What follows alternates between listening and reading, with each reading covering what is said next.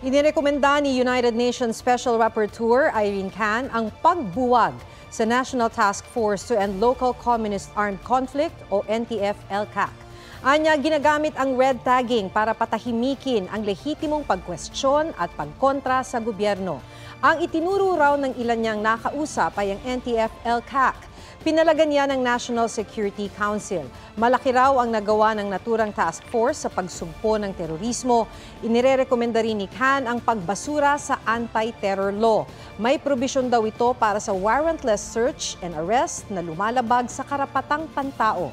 Dapat din anyang amyendahan ang Cybercrime Prevention Act dahil nagagamit daw ang cyber libel para gipitin ang media.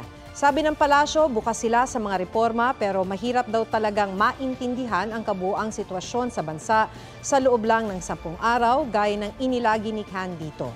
May pinaplano pa raw na dagdag na kulong ang gobyerno at si Khan. Huwag magpahuli sa mga balitang dapat ninyong malaman. Mag-subscribe sa GMA Integrated News sa YouTube. Sa mga kapuso abroad, subaybayan nyo kami sa GMA Pinoy TV at sa www.gmanews.tv.